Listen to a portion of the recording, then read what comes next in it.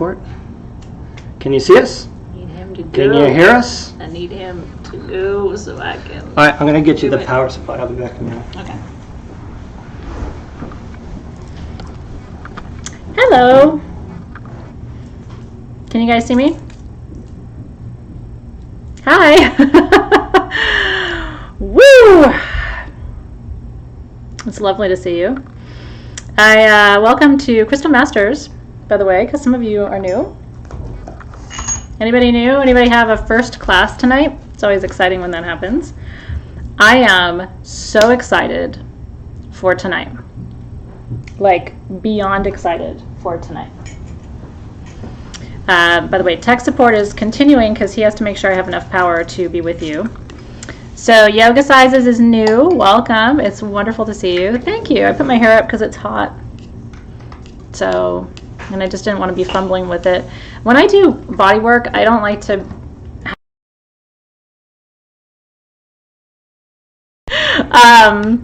There you go. Okay. Thank you. Thank you. So anyway, welcome to those of you who are new. Cindy is new. Just a couple of you, but it's wonderful to be able to welcome you. Can you hear me too? Can you hear me too? So it's Peg Round's first class. It's Rebecca's first class. And is it Michi or Mish? Tell me how to pronounce your name as first class. Welcome, welcome. Christina Glass is first class. Really thrilled to welcome you. If I missed anybody, forgive me. Okay, so tonight is an exciting class because we are talking about one of my favorite subjects of all time, which is divination. And then within divination, we're talking about one of my favorite divination tools of all time, which is the pendulum. This pendulum is, so I have 3 pendulums I'm going to give away. This one is an enter to win because I did a special code 20 Vision today on sagegoddess.com off of all the class tools, which includes everything we're going to work with tonight in case you don't have tools. So if you shopped at sagegoddess.com, I'm going to put a picture of this pendulum. This is sterling silver. It's just like mine, but it's with garnet instead of amethyst. So it has a cut and faceted garnet on the top and then 4 garnets all the way around. So one lucky person, that's an enter to win. You have to shop at sagegoddess.com and comment on that post. Then I have 2 giveaway pendulums. These are also in sterling silver and quartz with garnet. These I brought home. So these I brought home from Tucson just for tonight's class. I've been holding on to these 2 garnet and quartz pendulums. Aren't they beautiful? Both with garnet, both in sterling silver, both in beautiful quality quartz. I've been hanging on to these as giveaways for Crystal Masters for tonight's class. So I was really excited this morning to get up and go into my crystal cabinet. I had all of these sitting in a bag together, my little surprises. So I will put up in the Facebook group, so you got to go to Facebook if you want to enter. In the Facebook group, I'll put up this picture, and I'll choose 2 of you. There's no purchase necessary. You can just enter. It's just a giveaway. But if you are shopping, and a lot of you are, then you can also comment on this one, and I'll come in and choose and announce the winner of that one tomorrow too.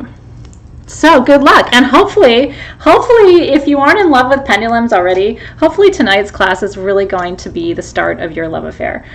If you've been with me for a while, where is mine? If you've been with me for a while, you know that I never do readings without mine. So one of the main ways I work with pendulums, and let me ring my bell, by the way, because we are in class. I still don't have my proper bell, so it'll be my 7-Up cheers to you tonight to open session 2 of Soul Shift, which is Crystal Masters.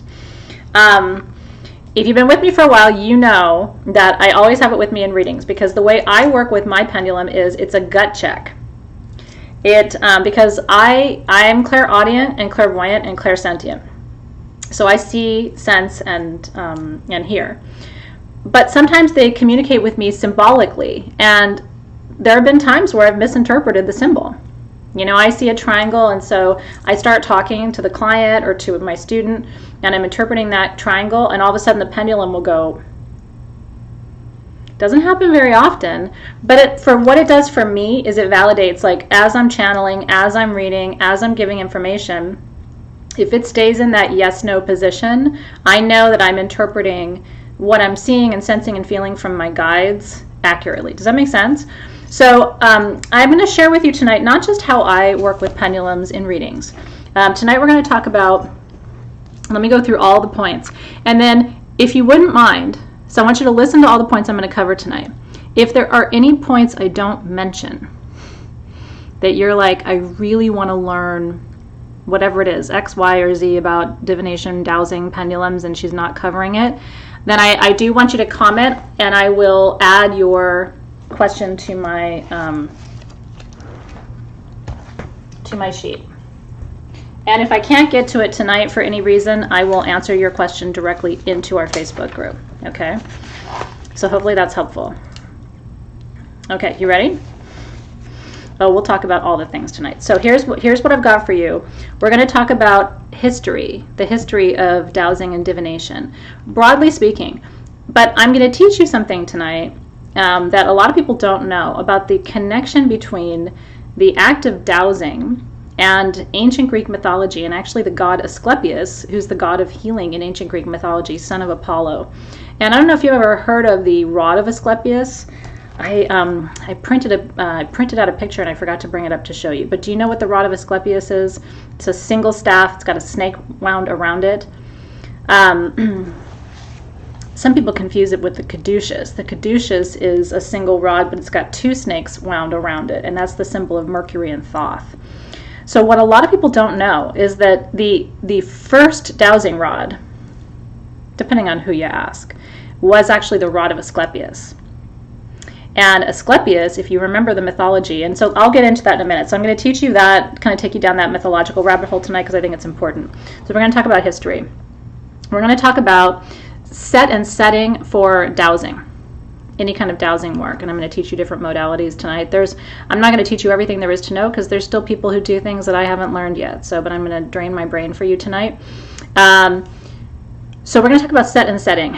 A lot of your questions in the group, because I went through and cataloged all your questions from today, and by the way, thank you for all those questions, because it was a nice reinforcement that I'm on the right track with what I'd planned for you. Most of the questions were about what happens when it's wrong, or is there like a not good time to be using my pendulum, or what should I be thinking about, or if it's not accurate, what does that mean, or if it won't respond to me, what does that mean? So when we get into set and setting, we're going to talk about focus and intention, and the right conditions. The best conditions under which to do any kind of divination work, but in particular dowsing. We're going to talk about the types of stones. That was another really good question that came forward, and I had planned to talk to you about that tonight too. I'm a fan of quartz, but I have had excellent pendulum experiences with every single crystal. I've never had a stone where I thought, well, that's one that maybe shouldn't be, used as a pendulum for divination. Never had that experience. So we're going to talk about types of stones. We're going to talk about how it answers, building your relationship with your pendulum, how to hold it, dominant and non-dominant hand, because that's a topic I wanted to talk about, and you guys had questions too. I'm going to talk about mapping and dowsing, because that was a question that came up. Template dowsing, which is related to that. Talk about alternatives to pendulums, because I love using my necklace. Sherry Dumovich is here tonight. She's one of your sisters and a dear friend. I went to her house in Indiana last September to marry her son to his beloved. And she gifted me, for doing that, she gifted me a visit with the Mitchell Hedges skull. It's a long story. And while I was with that skull, I felt so compelled to take off my magician necklace and run it through the skull's energy field. And so I'll share a little bit of that experience with you tonight, because what it proves is you really can do dowsing with jewelry. And one of the things you want to check in with is just ask your jewelry, can I work with you as a pendulum? Anytime I buy a necklace, I always ask if I can use it for a pendulum. And the only person who designs jewelry and where her jewelry has always said yes to being a pendulum is Sylvia. Every single piece I've ever gotten from Sylvia, when I asked, can I work with you as a pendulum? Always. Isn't that interesting? But, she's a Reiki practitioner. I think she's a Reiki master. She is a yogi. I just think that the vibration that she works with when she makes her jewelry is aligned to that other dimension of awareness. So I want to share that with you. We're going to talk about the chakras, and then I'm going to do body scanning. and chakra balancing on Dave with the pendulum. Honestly, if you have energy work to do on your body or on a friend or a loved one or a client, I'm going to tell you tonight, with your extraction needle and a pendulum, that's almost all you need. The only other thing it'd be nice to have is that double term rose quartz wand that was also one of your tools. So you're going to kind of see everything come together tonight in a way that I hope is exciting for you, because tonight is just complementary. It's one more layer of the work that we've already been doing. And so in addition to being a really accurate tool for aligning your chakras and balancing them, I think it'll be fun for you to see. It's always a show what the pendulum does with the chakras. And so I'm excited to show that to you. And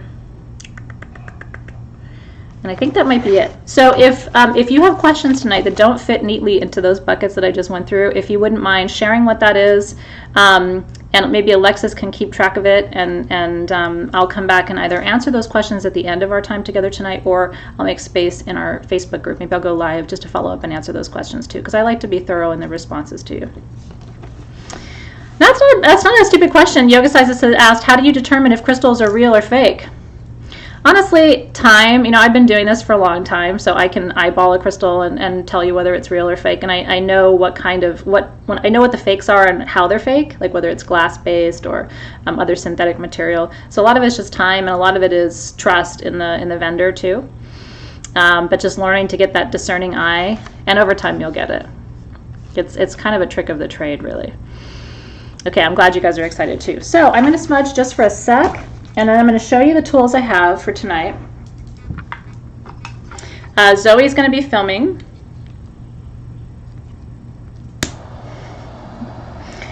Because we're still shut down here in LA. And so, especially those of us with immune compromising conditions, like me and her. So I'm not yet back with my team in the office. So we're at home. And she's happy to do it. She's in her pajamas, so if you happen to see her, she is wearing pajamas. Don't judge me. It's 4:30 on a Wednesday. But, this is a unique moment in history when it's actually socially acceptable to be in your pajamas at 4:30 on a Wednesday. All right. Ooh, that felt good. Now, I have kind of a bunch of things here I want to show you. I'm kind of in pajamas. I mean, let's be honest, right? My tie pants that I wear all the time really are like pajamas. Okay, so obviously tonight, if you have a pendulum, it would be great if you had it with you.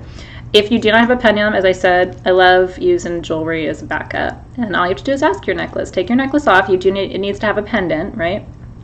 But take off your necklace with your pendant and ask it, can I use you for dowsing? Are you an accurate divination tool? And then just listen to it, you know what I mean? And it'll tell you yes or no.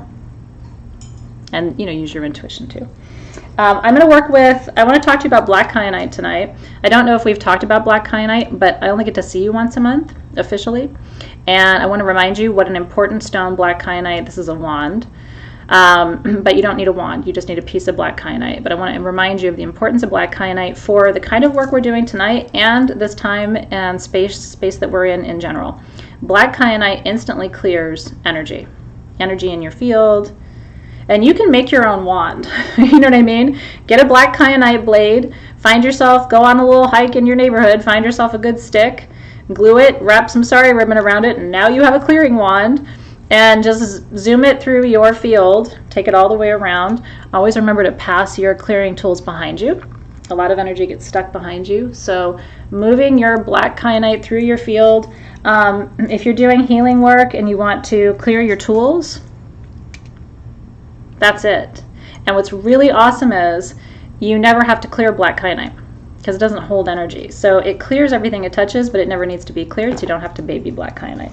So you can take it around and touch all the tools that you're working with too, especially if you're working with, not that you necessarily would be right now, but maybe under other conditions you would.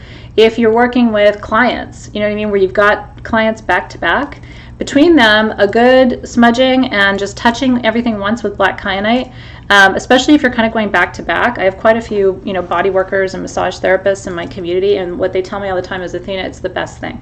Because I literally just have to touch everything once with a black kyanite and I'm done. It's not like I'm sitting there running things underwater, or even if they don't have time to smudge, right? I think it's okay I love the idea, Crystal, of attaching black kyanite to selenite. Make yourself a beautiful wand. And I'm going to ask you a favor. If you do make something like that, could you show it in the group and maybe inspire us? I would love to see it. It's an interesting thing. And those of you who make wands and things or have Etsy shops or stuff, go. And then make them for the rest of us so that we have them too. I'm going to be showing you a technique tonight that was requested by your colleague Bree, and I'm so super grateful to Bree for asking about it, because it's something that I had taught you 2 years ago, maybe even 3 years ago, and I wanted to come back. We have some selenite at Sage Goddess. You probably have selenite too. You need 2 selenite sticks to do this. So just in your travels as you go, one of the things you should collect is 2 selenite sticks. They don't have to be athames or daggers like this. They can just be little sticks of selenite. You don't have to be fancy about it. Sometimes fancy is nice, but you don't have to have the fancy. Yay, Bree is here. Thank you again, Bree, for asking about that. And so I'm going to teach you tonight the body clearing technique. I'm going to do it on myself, and then I'm going to show you how I do it on Dave. So we'll be working with that. I'm going to do a little sound clearing before we start too, also as a reminder to be working with clearing tools. So I'll do that for you in just a second to get us started. I'm going to be working with a rattle. Different examples of different rattles. We had a rattle a week or 2 ago in the shop that's sitting over there. I just grabbed these 2 because they were the first 2 I saw. Doesn't matter what it is. You can even use a bottle of vitamins. But the reason we rattle before we do a chakra alignment with the pendulum. So I'm not just showing you dowsing tonight. I'm trying to show you the other things you need to do in order to have a successful session. You want to rattle off or shake off excess energy in the field, unwanted energy in the field. It's another form of clearing the body before you do a chakra alignment. Because what I have found is, and I've done it both ways, what I have found is when I do rattle and then I go in and align, it takes less time to get the energy moving, and you'll see what moving energy looks like. Especially if you have chakra crystals that you're going to be working with too, and I have a set there that I'll be working with, so I'll talk you through that in just a few minutes when Dave comes in. But if you clear the energy first and it's like sloughing off. You know what I mean? It's much easier to have a nice pedicure if you get all the dead skin off. If you leave the dead skin on, you have to work harder to get your feet to be soft. Does that make sense? So this is the exfoliation technique that really makes it much easier. Yeah, you can tambourine it off. You can bottle of Advil it off. You can, with an official rattle, you can rattle it off. And then, like I said, you need pendulums. I've got a few different types just to show you. Like, these are the ones that we have at Sage Goddess, right? We have shungite pendulums in copper. We have bloodstone pendulums in copper. We have bluestone Presley. So shungite is for clearing your energy field, right? It's a purifier. Purifies water, purifies your energy. It's a filter. Bloodstone is a physical pain reliever. So if you're going to be doing a lot of body work with the intention of, pain relief, then bloodstone's a good pendulum to work with. Presley bluestone is the material that, I like this one because of the ring. It's got a nice fat ring to hold on to. That's just for my hands. It feels good because it's easier to keep it steady. So that's one of the things I love about this one. But Presley bluestone comes from Wales. It's actually the stone that they used to build Stonehenge. And so this is a really good one. It's a massive third eye opener. It's a channeling stone for sure. And then this is labradorite, which is a stone of visioning and new beginnings. Just to share with you the different kinds that we've worked with. And then this is leopard skin jasper, which is really good for protection during shamanic journey and protection during divination. Because you are, no matter how you slice it, through divination, you are channeling. And that's why set and setting and intention and smudging and clearing and all of that is really important when it comes to dowsing and divination, because it's energy. You can look at the oh, was it below the camera? Sorry about that. This one. You can look at the physics of dowsing, right? And it's gravity, right, ultimately, and inertia that are responsible for the physics of the movement. But ultimately what's powering that pendulum is energy and the natural flow of energy. And so it's important to keep that in mind and to keep the energy clear. Let me show them all to you one more time over my hand, because I did kind of a crappy job. I did not do a beautiful job of showing those to you.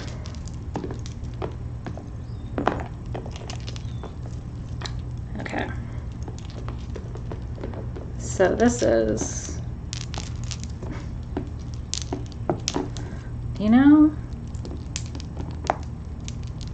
you'd think I'd be better at this by now. So this one is leopard skin, and that's the one for protection during journey and divination. This one, you can tell by the flash right there, is labradorite. That's vision, new beginning, intuition too. This one right here, you can tell by it's green with like red specks. That's bloodstone. That's the physical pain reliever. And then the rough natural black stone right here, gray black, is shungite. Actually, that's still bloodstone. This one is shungite. This one is shungite. That's the purifier filter. That's a good one. This is a good one because I'm also going to teach you how to clear energy from spaces with a pendulum tonight. I've never taught that before. I've also never taught chakra alignment with pendulums. So what's interesting is you're getting stuff tonight that even people who've been with me for 9 years haven't learned. I just haven't taught these things. So I think when I show you the room clearing technique, I'm going to use the shungite pendulum. Other options for that would be bronzite or obsidian would be fantastic. I don't have any obsidian pendulums, but like if you do, that would be a really good one to use to clear a room. You could also use a black tourmaline pendulum to clear a room. Lots of different options for that. So yeah, and yours is lapis. The one that's coming for you is lapis, and the reason I chose that is intuition. I tend to prefer pendulums for clearing, like root chakra pendulums or third eye, if it's not going to be quartz. Personal preference. Doesn't mean that it has to be that, but that's why I love quartz and garnet. Like the 3 that I'm giving away tonight are like heart and soul to me, because garnet is one of the most powerful root chakra stones, and I love having those root chakra stones. And then quartz is the ultimate magnifier. Now, rose quartz, Susan, is fantastic because rose quartz is still quartz. So from my perspective, the most powerful stone you can have in a pendulum is rose quartz, clear quartz, smoky quartz, amethyst. Those, because those are all actually quartz materials. And aventurine. Remember that aventurine is quartz too. So any of those are, from my perspective, because, and that's because of the vibration. Remember that quartz and quartz-based minerals have the highest vibration of any mineral that we work with. And then it's a sliding scale from there. So Super 7, 1000%, because it's got smoky quartz and clear quartz in it. So does Auralite, by the way. So, and Auralite obviously has amethyst in it too. And so does Super 7. So those are going to be automatically, I mean, if you have a Super 7 pendulum. My first pendulum, I probably told you this story, but it's a cute one. It's worth retelling because it's probably been a while. And copper is great too, Angela Fleury, because it conducts energy. Angelite is totally fine. And in fact, Angelite is going to be a good one for helping you sense whether there's angelic energy in your field. So that would be one, like if you're an angel reader, or if you're trying to attract like archangel energy into your space, Angelite would be the ultimate, right? So I was a teenager and I wanted a pendulum. I had gotten a job, I saved up my money and bought magical books, and in my magical books they were talking about pendulums. Remember, this was before online classes, this was before internet, this was before, I mean, all you had was books, right? If you're my age and you're mid to late 40s or 50s or 60s, then you remember this time, right? So I got my book and it talked about pendulums, so I immediately went to my local metaphysical store, which is still open, ironically, all these years later. I learned a lot from working there, actually, when I was in college. I bought a pendulum, and it was like $30. It was smoky quartz, and I couldn't afford it, so I had to put it on layaway. And so I paid $10 every time I went, and so finally I think it was the third or the fourth time, I was able to take my pendulum home. And I haven't been able to find that pendulum. I don't know if I told you that part of the story.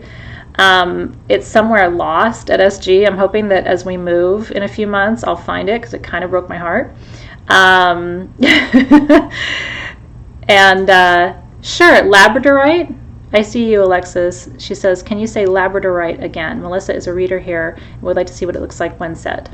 Labradorite. Anyway, I can't find it, and it's kind of breaking my heart. It was nothing to write home about. It was a very simple pendulum. It was actually very small. It was very accurate. And so one of the things I'm going to tell you about, and I'm hoping I'll find it when I move. I really, really am holding space for the fact that I will find it when we move. Okay, so I'm going to begin by doing just a little sound work for us.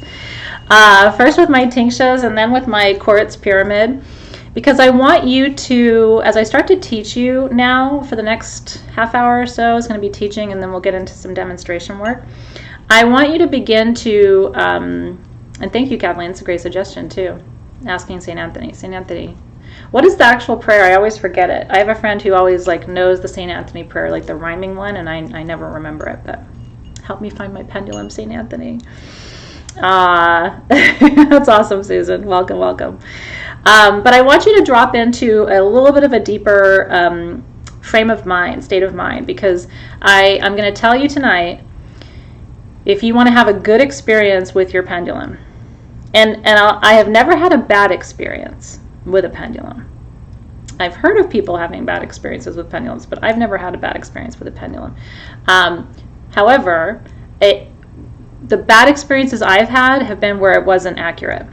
And I'm going to tell you, if you want to have a good experience that's accurate, where that pendulum is aligned with the actual outcome, you have to do two things, okay?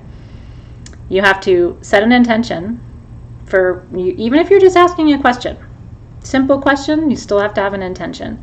And you have to practice detachment.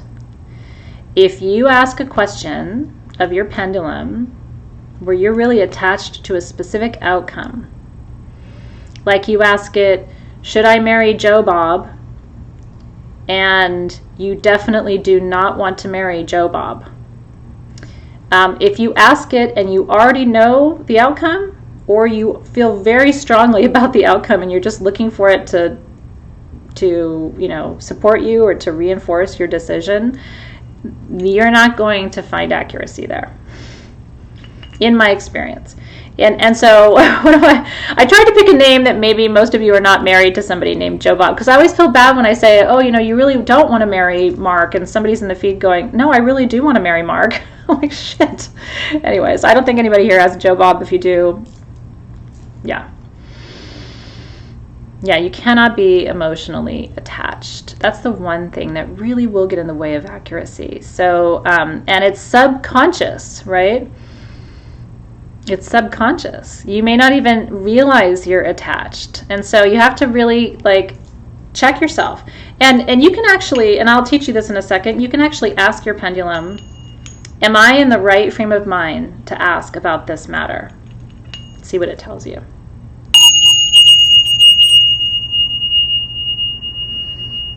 Yeah, keep your thoughts neutral. And if you can't, don't read.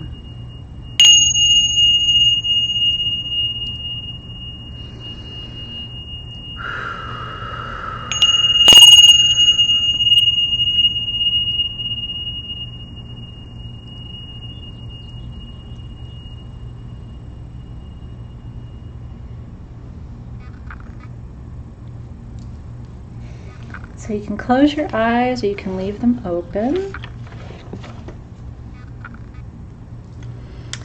And I want you to start to really relax, you know what I mean? Let go of anything that isn't happening in this exact moment. Everything will be there for you at 6 when we're finished.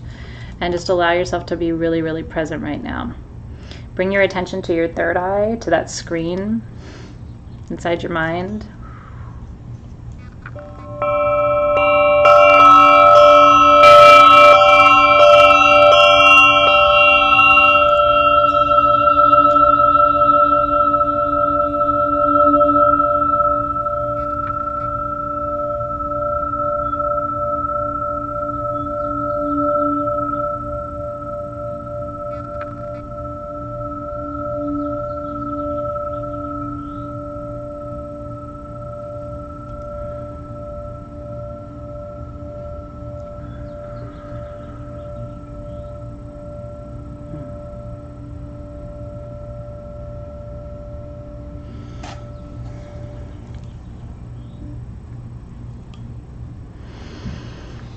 Isn't that true? Whew. Yeah, tingshuas are the little bells.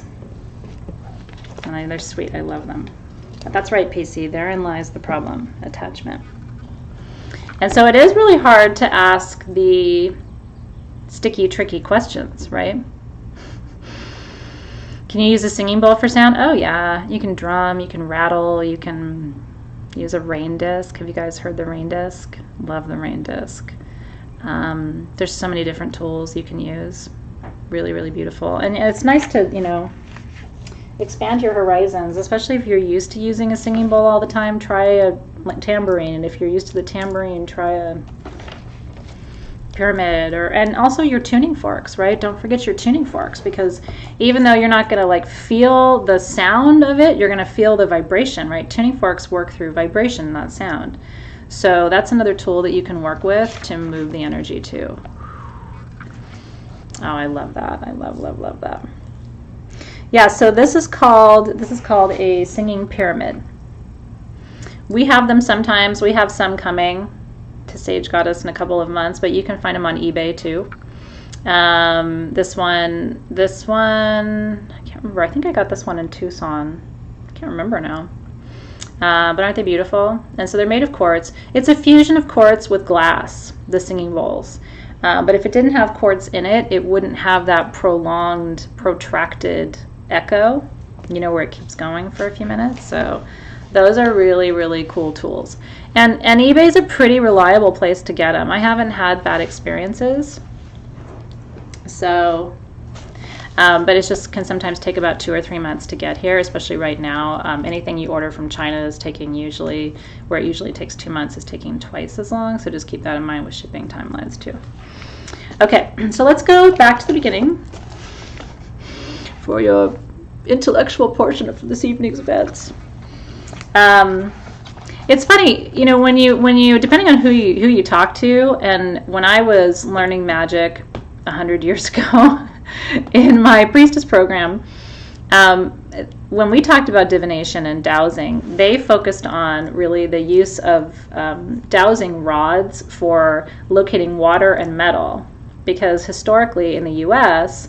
and also in other countries like Germany and Italy and France, like in the last 200 or 300 years, if you track back to like the 1600s, 1700s, that's kind of the dominant narrative about divining rods, right? Is that they would use them to locate water. And then pendulums, of course, function by the same energy. So it's just about energy moving a tool that isn't your physical body, because the definition of dowsing, right, water witching, right, the definition of dowsing, if you want to know, and this is partly why I decided to spend a whole session of Crystal Masters on it, because I only have you 12 times this year, and so I really wanted to be very intentional about what I chose to spend those 12 chips on, right? Because I don't have your ear all the time. And I thought this was important enough tonight because of the fact that it's really the only form of divination that makes an extension of your body but into your energy field that you can't consciously control. So it's not using your hand, right? Like you would still have complete control over which way your hand moved, right? It's something that you use that's an extension of your own senses. You can't touch it. It's beyond your sight. It's beyond your taste. And so that's what makes it really interesting to me, is that it's an extension of you that you can't consciously control. Thanks, you guys. I really appreciate your kind comments. So in most classes, including the one I took when I was 18, 19, 20 years old, that's where the story stops. It's like, okay, well, that's where dowsing came from. Like, interesting, finding water, finding metal. Because if you think about it, like, that was really important. When people wanted to, people would find land or immigrate, and all of a sudden they'd find themselves in England or Ireland or Wales or Italy or even here in the U.S. or in Germany, and they didn't know how they were going to grow crops. They didn't know how they're going to take care of their families. So one of the first orders of business was to find water on the property. Well, how do you do that?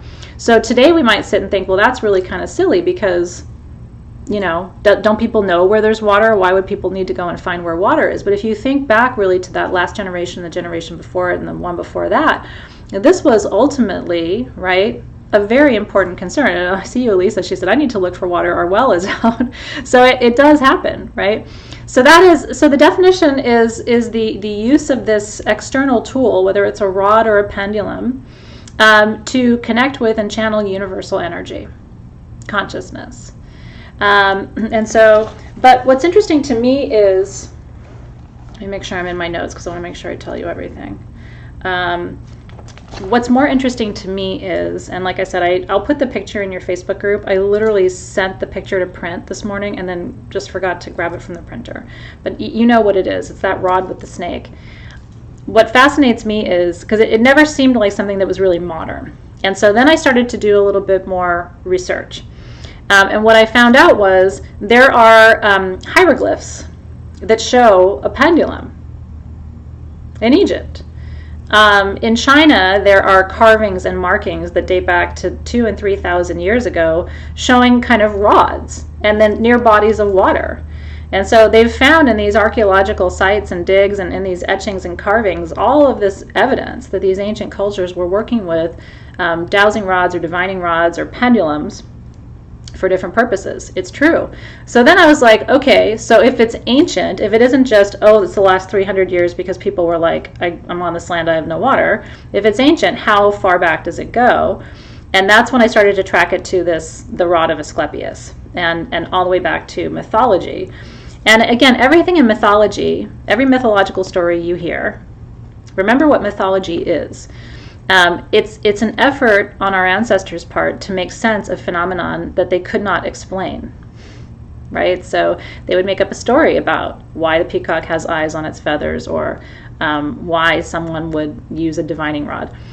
The most fascinating part of the more ancient lineage is there's actually evidence too that the oracle at Delphi, that the Pythia, and some of the other Apollo oracles actually used pendulums. So they were inhaling the gases that were coming up from the cracks in the groundwater of the temple, and then they were using pendulums, much in the same way I do during readings, as an accuracy check, to read the weather vane, right?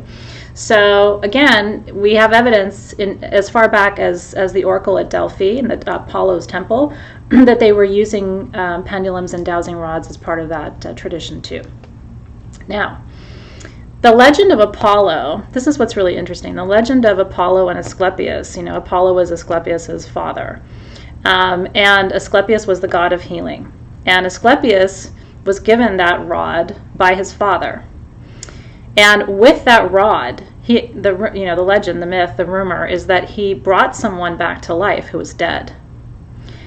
Zeus found out about this and killed Asclepius, because Zeus was worried that if there was a god, another god who could prove that he could create immortality for mortals, that would rock the foundations of the gods. And so, anyway, long story short, Asclepius is now a constellation of stars. When gods die, they become constellations. And so that is sort of the long story short of Asclepius. But the rod of Asclepius has a single snake around it. The caduceus has two snakes around it. Do you know what I'm talking about? Where the heads come together.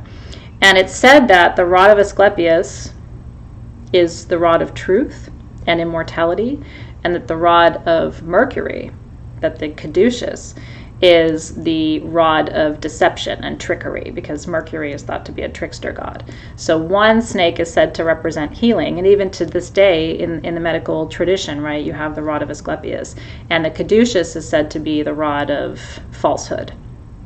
And it's easy to confuse them, because a lot of people think the caduceus is the medical symbol, but the medical symbol is the rod of Asclepius. Two snakes, my darlings, is not better than one. Now, I don't know if this is true. This is my own theory in my own head over all these years of thinking about this, probably too much. I've often asked myself, why is it the snake? And you'll see lots of different people writing different things. The reason I think it was a snake takes us back to the Garden of Eden, right? The snake has always been seen as a symbol of forbidden knowledge, right? So one snake and you get good wisdom and the ability to create immortality. 2 snakes, you start messing stuff up. 2 snakes is going to get you in more trouble. So I think it actually goes back to that tradition. Is this interesting for you guys? I find all this stuff fascinating because, again, there's the modern history, which is interesting, and it's good for you to know that people have used these things for water and they have used these things for metals because, again, mining has been very lucrative over the last 300 or 400 years.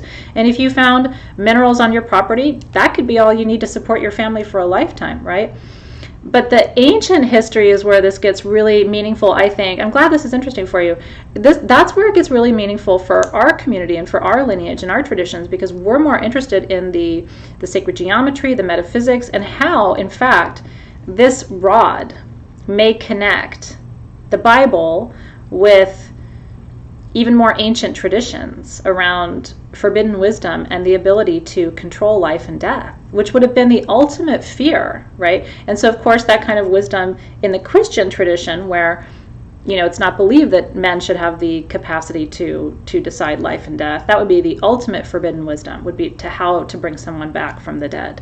But wouldn't we, though, in modern times, consider someone who could do that, in fact, the father of healing? Because isn't healing, in fact, the desire to relieve ourselves of pain and ultimately, in an ideal setting, relieve ourselves from the pain of death? That would be the ultimate healing, wouldn't it? Complete regeneration. So anyway, now you know why I was so excited for class tonight. I'm like, I have things to tell you today. That's right. Well, Moses, the rod, right, used by Moses and Aaron in the Bible, it was a divining rod. There's references to the rod in the Bible, and it's a divining rod. So you're going to find this in every tradition, and it's not, so like today when you and I sit and we work with this tool, we are entering into a lineage of magic and practice that transcends thousands of years and actually takes us back to the origins of our Western theological and religious traditions too. It's fascinating stuff. Really, really good stuff. Okay. That was part 1 of 10, so buckle up. And like I said, anything I can't get to tonight, I will do some kind of bonus extra for you, because I know it's a lot and I don't want to leave anything out, because I think it's all really important and I really want to make sure I answer your questions too. Okay, so let's talk about relationship to your pendulum and set and setting as a place to begin. Anytime you do spiritual work, most spiritual work, most ceremonial work is fairly simple. Asking a question of a pendulum takes 2 minutes. It's not a big deal. Doesn't look like a big deal. Doesn't seem like a big deal. Most magical work is very, very simple. What makes it magical is how you come to that work. It's the preparation. It's the what I call set and setting. What we call in shamanism set and setting, which is the preparation, the behind the scenes. You know what I mean? The clearing of the space, the saying of the prayers, the reciting of the mantras, if you decide to do that, the smudging of the space. Some people mark the corners of their space, whatever kind of blessing, smudging, clearing, intention setting work that you do, that's what makes magic, and that's also what differentiates a good practice that yields good results where you get clarity and not confusion. That's what makes the difference. What I see people do sometimes, and I'm going to tell you, and if you're new to working with me, you'll find this. If you've been working with me for a while, you know this. I probably overdo it sometimes in terms of like opening circle, closing circle, always calling the directions, freaking out if I forget to release the directions, right? Which has happened once or twice, maybe 3 times. I never have completely forgotten because the spirit guides won't let me. But I err on the side of caution when it comes to magic. I have had unfortunate experiences in cases where I did magic and high ceremonial work without a proper container and did not have a good experience. And I don't want you to have that. Now, having said that, if you look at me and you're like, you kind of overdo it, I don't want to go through all these steps, you don't have to do everything I'm telling you. You know what I mean? I teach you based on my experiences and trying to avoid some of the mistakes that I've made. But I will say this about myself, I do sometimes overdo it. And so you may find that you want to dial it back. And I'm glad to hear that too. Oh, thanks, you guys. How very sweet of the comments. And I'm glad that you do appreciate the reminders, because I love it. I love seeing my teachers smudge. I love hearing them call the directions. I love, it's like, even if I've seen them do it 1,000 times, there's something, it's still magic to me every time they do it. And if they don't do it, I'm like, could you please? I just wanted to hear you do it, So I'm glad to hear that you have that experience too. What would you like me to elaborate on? Woo! Let me know. I'm always happy to elaborate, but I want to make sure that I know what I don't want to elaborate on the wrong thing. Yes, I can give you a 2-second version of it. I was in a high priestess program, and it was our first ritual that they had taught us. I was 17 years old. This is a whole bunch of years ago, they told us everything to do except how to clear a space and open a circle. We had talked about it, but it wasn't, they gave us like a sheet of directions to follow, and I was so new in my practice that I just kind of followed the sheet. I wasn't like, now if somebody gave that to me, I would be like, I think I'll smudge first. Like I wouldn't just go, oh, I should just start by opening the circle. So, but I was a noob and I didn't know what I was doing. So I didn't smudge and I didn't open a circle, but I did the whole rest of the ceremony. And it was a prosperity ceremony. It was on May 5th at 5:55 with 5 herbs and 5 stones and green candles. Like it was a full moon on May 5th. It was like all these things. Full moon in Taurus, as I recall. And something not real good came through, and it's still there.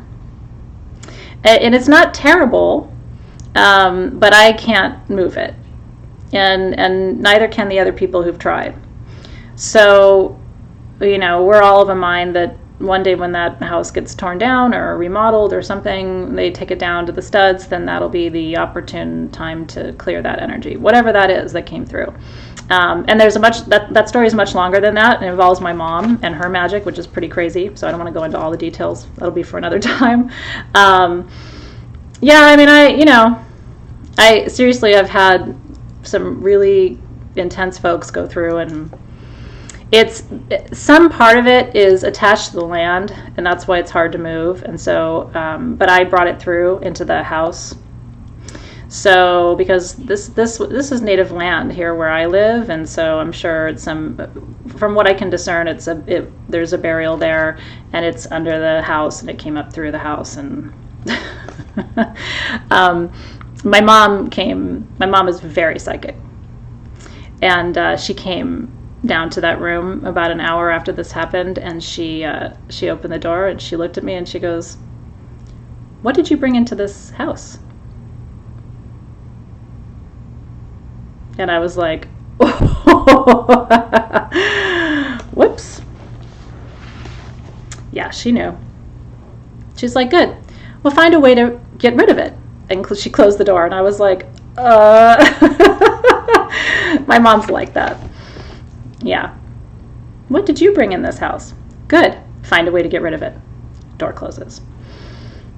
Anyway, back to where we were. So this is why I'm fanatical about teaching you set and setting and intention setting and circles and all of that, because it's worth the time, and it's worth the energy to not have those experiences. Well, hopefully not, Karen Brown. Hopefully Zoe will learn how to open a damn circle.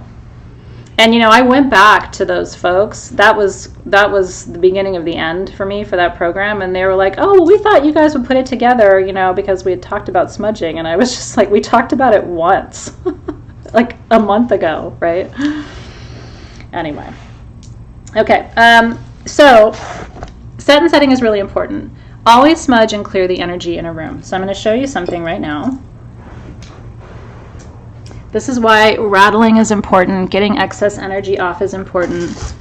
And everything I'm going to teach you tonight, you can do on yourself. You don't have to have a partner. You don't have to be working on a client. It doesn't have to be somebody else. But you have to move energy through your body and through your field. You got to go get up on your backside. You really got to move it, and all the way down your arms and all the way down your legs. It really is exfoliation. And if you were in an altered state, you'd be able to see what I just did.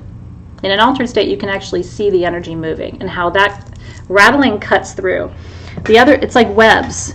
The way energy works around your body, and especially heavy, dense energy that you would want to remove, forms in webs that look like this.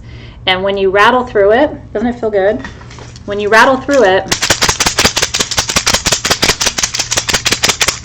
it unmeshes. It literally separates and becomes almost like neatly organized, even if it's bunched up like that. So even though you can't see what I just did, I've seen what I just did, and it literally looks like I just described to you. The other thing to do is to slice through the energy. Again, keeping that matrix shape in mind, to go through and cut through those webs of energy with selenite. So if you stand up, or if you just come close to your camera, I'll do the work for you. And then you can also do this on yourself. You can do it on a room. You know, if a room feels heavy, you go from the top of the door all the way to the bottom of the door. And if the door is wide, you can get the margins. So you come closer. I'm going to ninja you right now. I try to keep the points facing both in the same direction, so it doesn't matter which side the points are on, but just keep them in the same direction. So I'm going to cut through your field. And we're just not, it's like untangling knots. Do you have tangly hair? I do. Have you ever gotten a knot in your hair? You just gotta, it's like pulling it just apart a little bit just to create space. Through your field. And then if you want, you can turn around and I'll do your backside. It will work through the screen. That's how energy is. You don't have to be with me here in the room to feel this, because I'm working on you as a proxy, right? So I'm imagining that your energy form is here, which really results in you almost creating a holograph or hologram of your energy, and then making it available for me to clear it.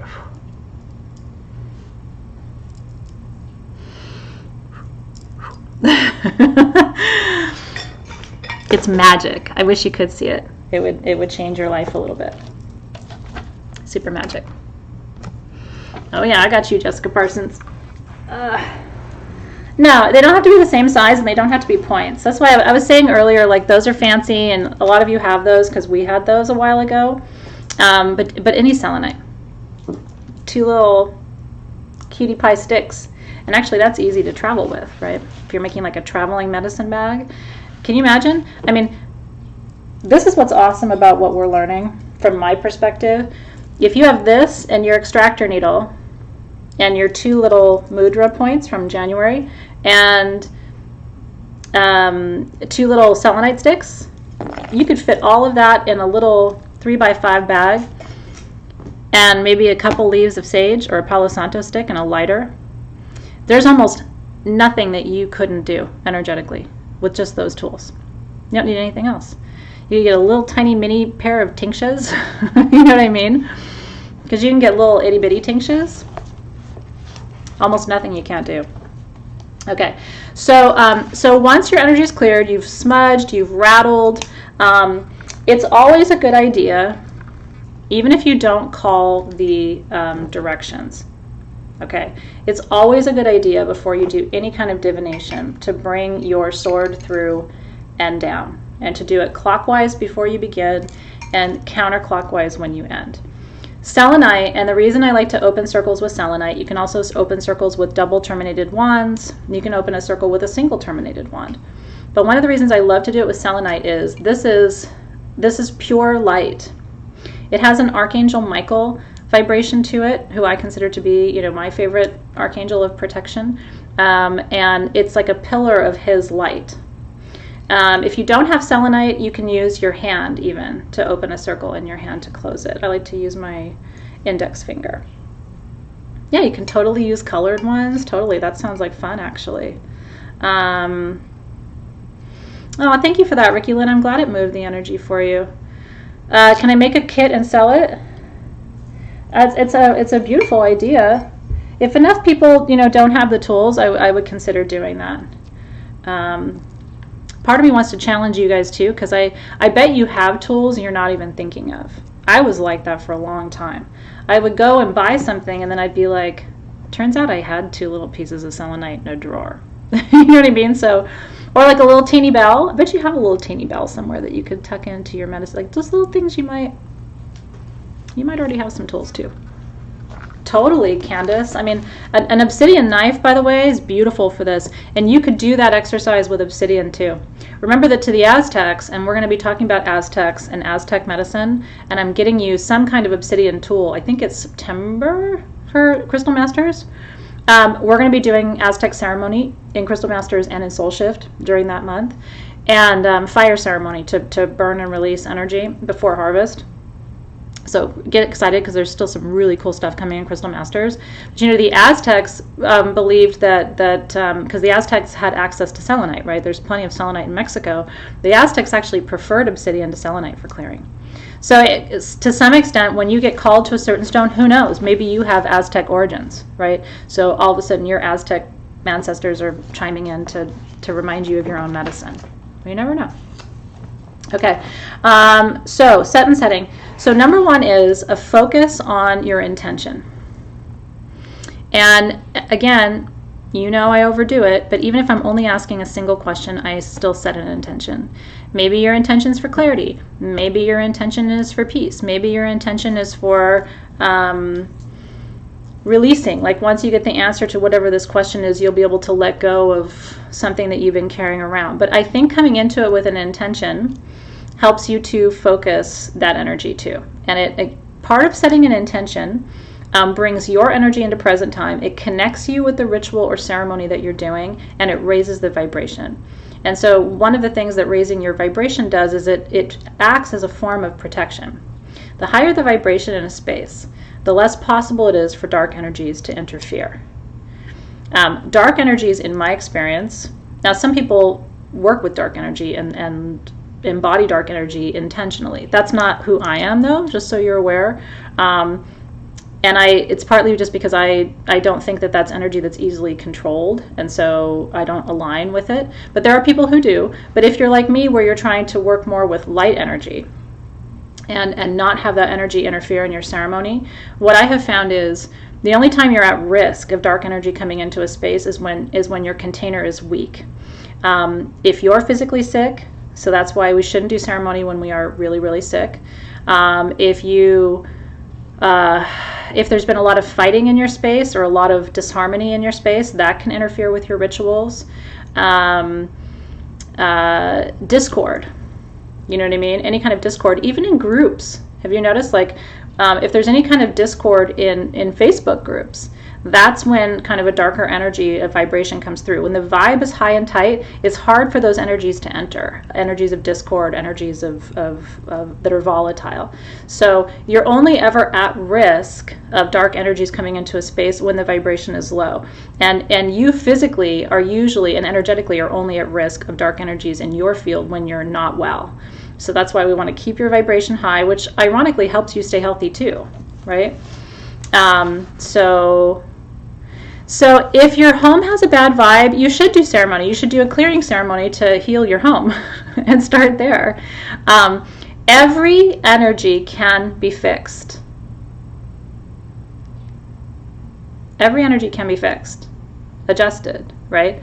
Like even the energy that's stuck that I was telling you about earlier, it's not gone, but it's comfortable in the space. There's just almost like a low hum. You know something's there. It's not harmful. It's been there for a long time. It's been the same. It's not going anywhere. I think it's attached to the actual earth there. But it's lighter, and it doesn't feel heavy like a cloak. So that's exactly, it's transmutation, right? Thank you for that, Sherry.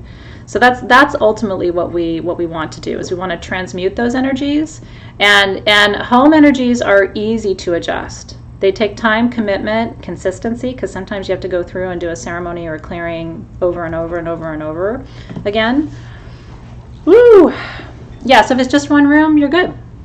And if you want to talk more about that at some point, or you want to do like a bonus class on space clearing techniques, I don't want to, suggest that if most people feel like they've got a handle on that. But if that's something that would be universally interesting to our collective, I would be more than happy to come live, for an hour and just brainstorm with you. Like you guys could put your space issues, in the comments, and then we could kind of It could be like Q&A, right? And I could give my suggestions, and maybe other people in the class could give suggestions.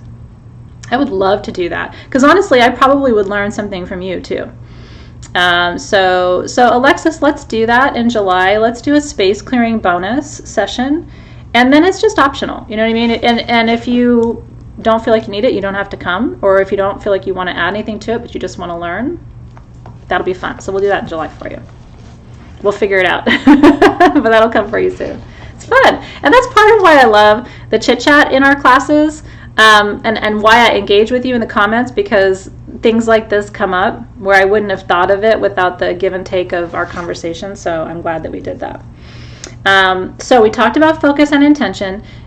A single intention is really nice. It doesn't have to be terribly specific. It can just be, I want clarity, I need peace, I want to connect with my spirit guides, I want to be able to let this issue go because I'm hanging on to it in my mind and it's driving me nuts. Like, that's enough of an intention, you know what I mean? But it has to be something so that you, again, it's about tightening the vibration, raising the vibration, and creating ultimately a stronger container for your work. Don't use your pendulum when you are scared, sad, or angry. For all of the reasons that I just taught you that. Scared, sad, and angry are the lowest vibrations that you can embody. Yeah. SSA. If you are scared, if you are sad, or if you are angry, those are emotions that make you very vulnerable, lead to confusion, connect you more with your deeper, darker subconscious and shadow energy sometimes, which can ultimately, again, interfere with the answers that you get. And only ask questions that you have detachment from, where you don't feel like you... So in other words, if you think your partner's cheating on you, I'm just using an extreme example. I don't think my partner's cheating on me. That's always my big joke, because I am such a handful. I can't imagine that Dave would want... I mean, he does not need another woman. Let's put it that way. I'm like 5 women, and I think that poor man, if he was going to cheat on me, would cheat on me with a room by himself. I feel sorry for him sometimes. But if you were going to ask, is my partner cheating on me, and you and you really didn't want to hear a possible yes, you wouldn't want to ask that question. Do not ask a question if you are not entirely open to hearing either answer. Let me say that one more time. That's right. Don't establish sex if you're having a baby and you've always wanted a girl and you've pinned all your hopes on a girl, right? Or all your hopes on a boy. So that's the most important thing. Most important thing. Don't ask a question if you are not genuinely willing to hear either answer, yes or no. Very important. That's kind of like the ethics of it too. I mean, if you think about the spirit world, like the spirit world wants to reveal to you and be honest with you and truthful. That's my belief. And so, but you're not creating space for the universe to do that if you're asking questions that you're not really prepared to hear no, or you're not really prepared to hear yes. That's how you avoid the subconscious influence. So Stephanie Allred had asked, and a couple of other people in that long thread of questions that were so juicy, a couple of you had asked, how do I avoid these subconscious levels of interference? And that's the answer. You keep your vibe high and tight. You ask questions that you're genuinely open to receive information from.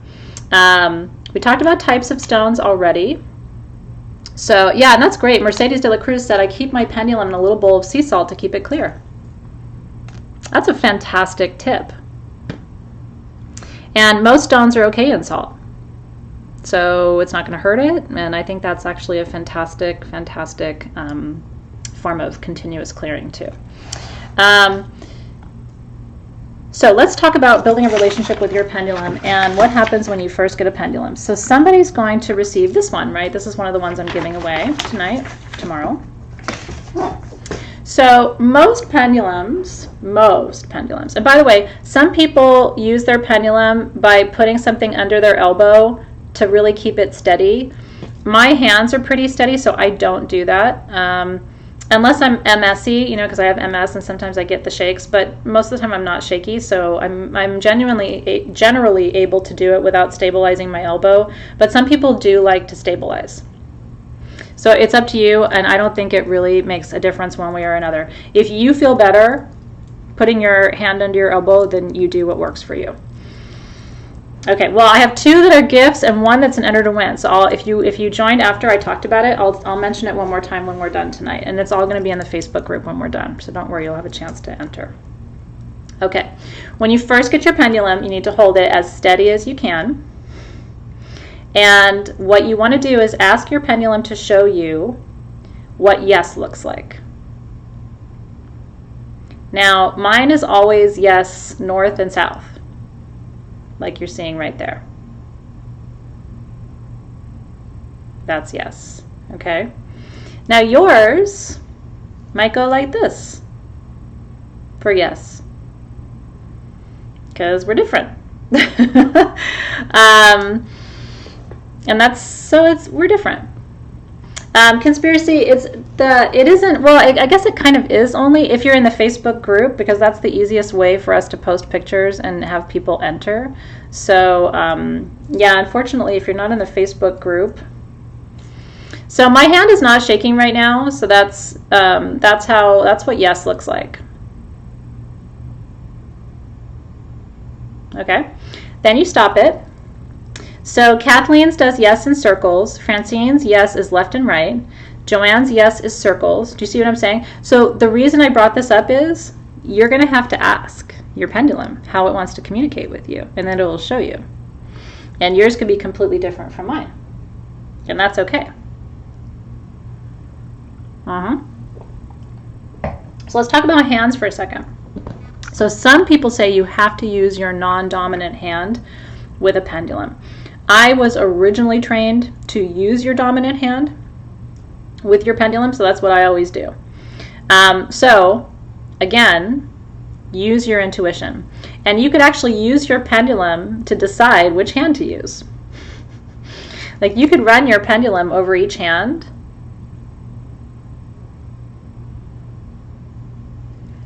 and actually see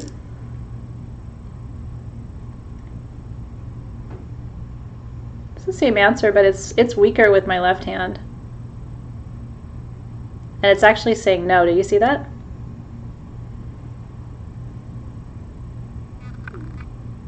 Yeah, it's actually saying not to read with my left hand. Isn't that interesting?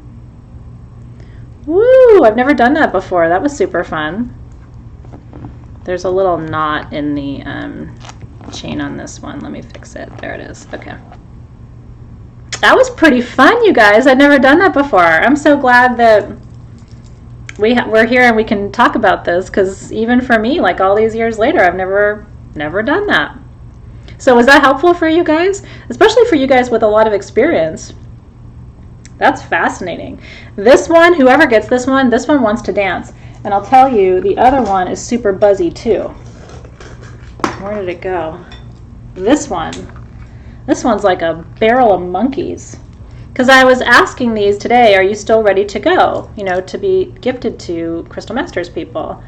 As I just wanted to confirm. And this one was like ready to just leave my house today. It is so buzzy and so jumpy, like I want to go away. Does it matter what height of holding pendulum? Why does mine shake when my arm is still? I tend to hold it by the top, whatever the top is. One of the reasons, these are the ones that are being custom made for Sage Goddess right now. These sterling silver ones, and this is the one I always use. I like this one because it has the bar. Isn't that cool? So, and I designed it like that because I love holding it like this between my fingers. It's so steady, I don't even have to worry about it. And so I feel like my accuracy with this one is the best because I have the bar between my fingers. So if you ever decide to make one for yourself, this is like the kind of bar they use in a toggle necklace. You know what I'm talking about with toggles? So if you ever decide to make a pendulum for yourself, put a toggle bar on it. Yeah, these will be here in about 2 weeks, and I'm so excited. They should have been here 2 months ago. What if your pendulum isn't consistent with yes and no? Ask it if it's meant to work with you. I have had the experience where when a pendulum doesn't want to work with someone, it will be inconsistent. Like it'll it'll like spin all the time. It'll say yes, and then it'll start spinning, and then it'll start saying no. Because if you think about it, how else would it tell you? Except inconsistency, right? Except to give you the opposite outcome of what you're looking for. So then what I would do is I would ask it, do you want to work with me? And see what it says. And sometimes it'll say no. This one's like, I want to work with anybody. This one is like a little kid. Yes, yes, yes, yes, I want to work with you. I want to work with you. Okay. So that's what I have to say about the hands and which hands to use. Ask it to show you no, right? Show me no. And that is no. This one doesn't like to say no. This is like a yes pendulum, but there it goes. Do you see it? And then ask it to show you I don't know, or not right now. Show me I don't know or not right now. And there it goes in circles. That's what it does for me. Isn't that interesting? Interesting. So yeah, so I'm sharing what mine does for me. I want you to, every time I put that up, your temples tingle. I love that, Tiffany. I want you to do what works for you. And your pendulum is going to clearly tell you, this is yes, this is no, this is go away. And if you try to fight it, the pendulum won't communicate with you. Yeah. So, and then it'll go still sometimes. And so let me tell you, let me make sure I'm going through my notes accurately. Okay. How to hold it, we talked about that. Okay, protocol. I always begin, yeah, different pendulums for sure, Jordana, can have different rules. I haven't had that experience, to be honest with you. I've never had like one pendulum all of a sudden be north-south is no and left-right is yes. I've never had that happen, but I have heard of it happening. Have I slept with a pendulum? No. But most of my pendulums are quartz, and I have a rule about not sleeping with quartz because I can't, it gives me insomnia. I'm very sensitive to having too much quartz in my bedroom or on my body. The only exception is my magician cut necklace, which I have no problem. I can sleep in that. But any other quartz, I just can't. Too much. So the first thing you do when you start with your pendulum, so you've smudged, you've opened a quick circle, maybe you didn't call the directions, you cleared, you rattled, right? You got the energy going. The first thing you want to do is ask your pendulum, can I ask you about? And state your intention. Can I ask you about clarity, right? And then I ask, can I ask you about the subject that I'm actually wanting to ask about? So can I ask you about the weather today? And sometimes mine will say no. Stillness, Joanne, is usually one of two things: subconscious influence, or the pendulum not being in good alignment with you. And I've had still pendulums before, and I just don't work with them because it's easy for me to find one that's buzzy and wants to dance.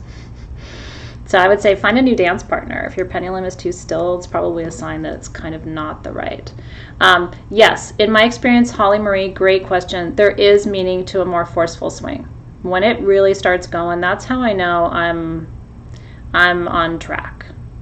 And sometimes it literally will be like this. I mean, it will go all over the place.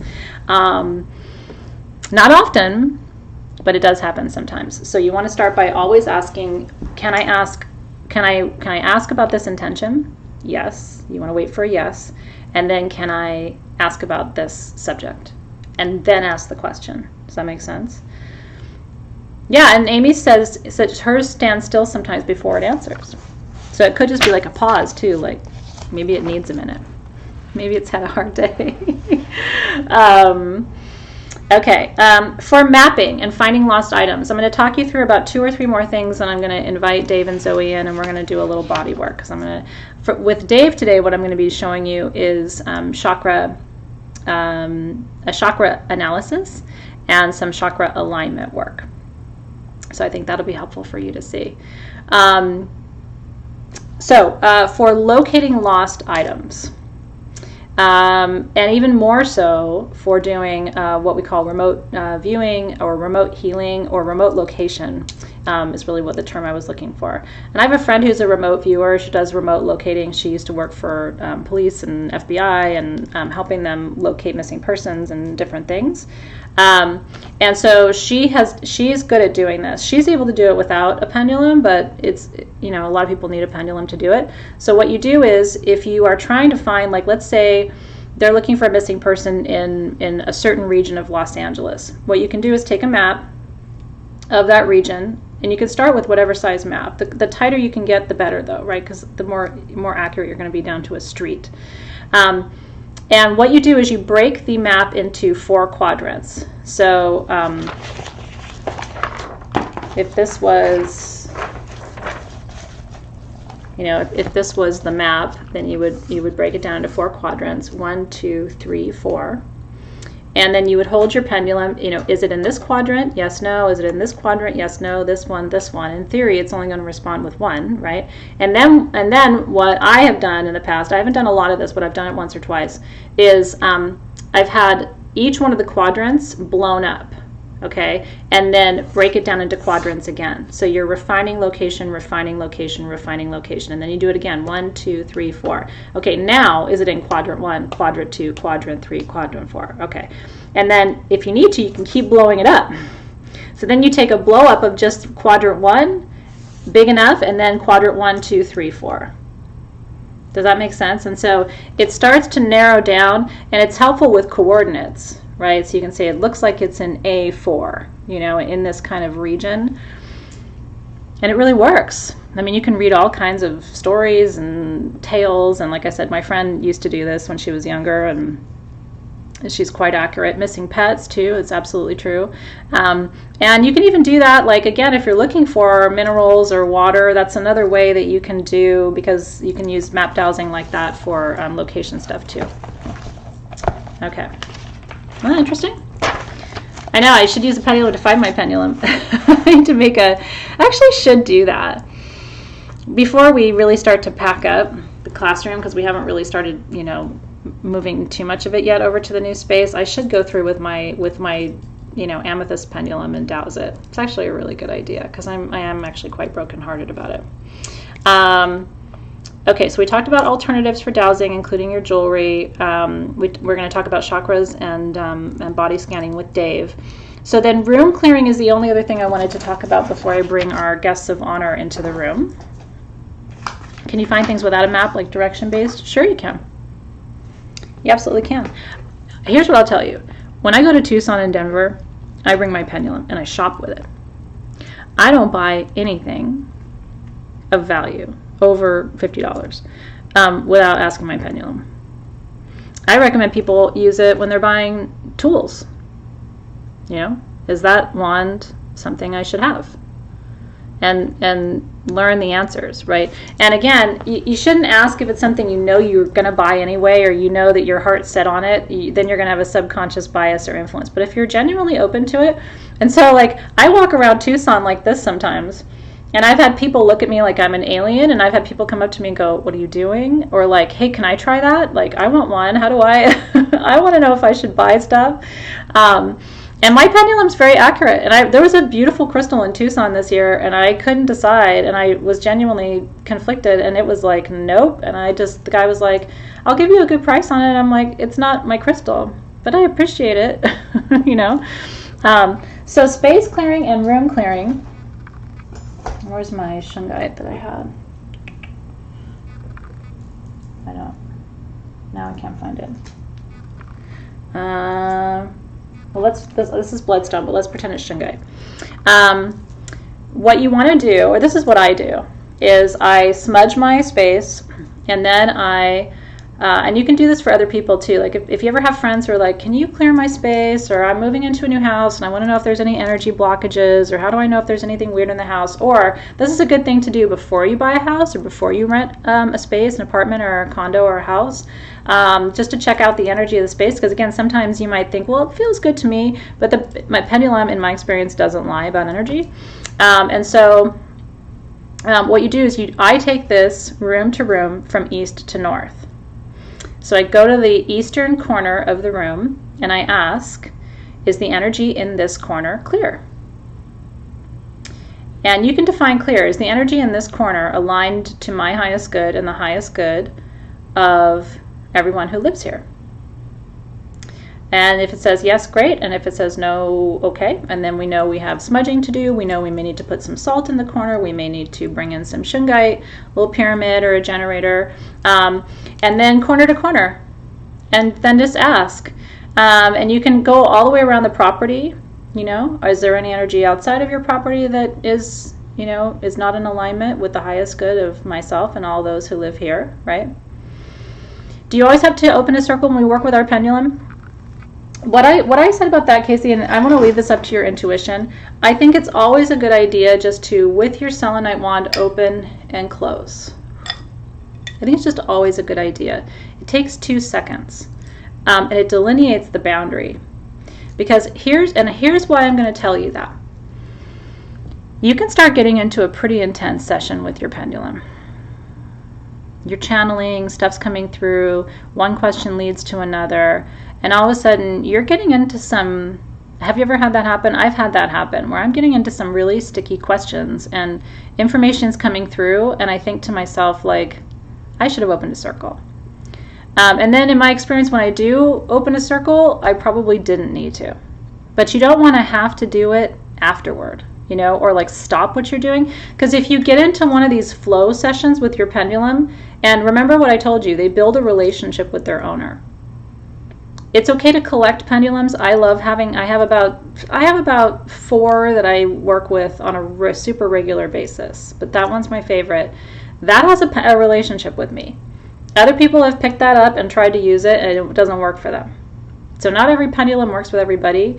And so the more you work with your pendulum, the more you're going to form a relationship with it, and it's going to start to do its thing. And and it becomes a meditation for you, like you can go into a real deep trance.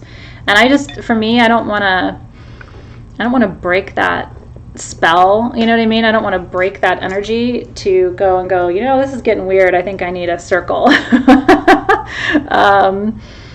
Yeah, so I dowse at the gem shows, especially if it's like something, like I said, for me, a purchase where I have to stop and think about it, you know, is anything over $50. I'm like, do I really need that? Like, and so sometimes I just don't know. And and this crystal in particular I'm talking about, where it was said no, I really was ambivalent. I could have gone either way. And the guy thought I was nuts. He's like, no, but I'll give you a good deal. And it's like, it's not about the money. It's about the energy. And clearly it's not mine. So it needs to go to somebody else. So you don't have to call the corners every time. I mean, when you're doing full ceremony, yes, you need to invoke and honor and acknowledge the guardians and the gatekeepers of those directions, because they hold those forces, and the alchemy of those forces is what helps to raise the kind of energy and create the kind of container that keeps you safe during ceremony. So for high ceremony, yes, you do need to, I'm clearing my space for Dave so I can call him in. You do need to do that. Let me text him because he's not in the room. I normally don't text during class, but I have to text him because he doesn't know when to come in.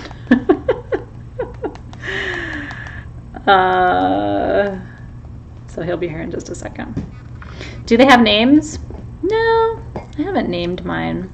You're very welcome. Yep, come on, Barbara. We need to give Zoe a nickname. Dave's t-shirt arrived, the one that says "Show me your kitties," that I bought him for Father's Day.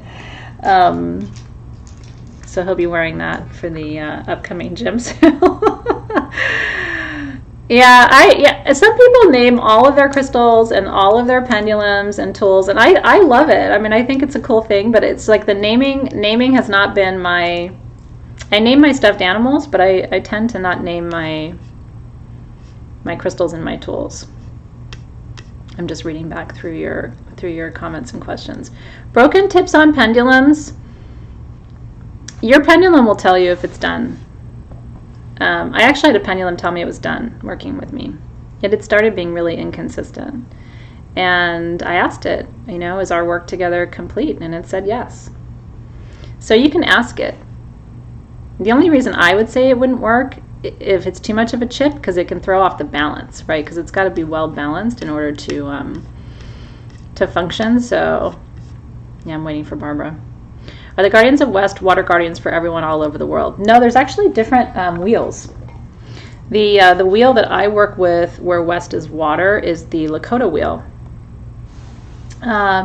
There's a certain shamanic wheel that puts water at the south, I believe, which will kind of flip you around. So even when it comes to calling the directions, I like to explain where my practice comes from, because it's really the origin of my training, but there are different people who will call the directions and align them to different elements. So that's a great question. Can crystals not want to work? Sure. Crystals can be spunky, just like people. Oh, I was going to show you this too. Sapphire, which I put into our class tools category, because we have some right now. We have ruby and sapphire, but you can request sapphire, is really good for the kind of work that we're doing for divination and for body dowsing, because you're trying to gather information. So you can hold a piece of sapphire with you, you can wear it, or you can give it to your client or to the person who's going to be getting on the bed, like Barbara, which will help to create kind of an open channel between your third eye so that you open better lines of communication. That's creepy. That's creepy, isn't it? It's real creepy. Okay, so how are we doing this? I'm really excited to do it, but I have no idea how. Yeah, me too. Me too. So, do I get up? Yeah, that'd okay, be cool. I'm going to start by getting up. Bye. See you in a minute. I am not sure how to do this, but Okay. we're going to figure it out together. Okay. What I'd like to do. Yep. Just try not to break your table. Yep. That would be Move great. this right over here, please. Yeah.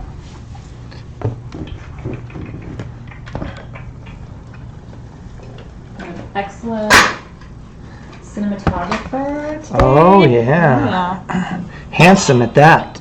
Oh, no, I meant, sorry. Oh, pretty at that. Sorry, I thought you were talking about me.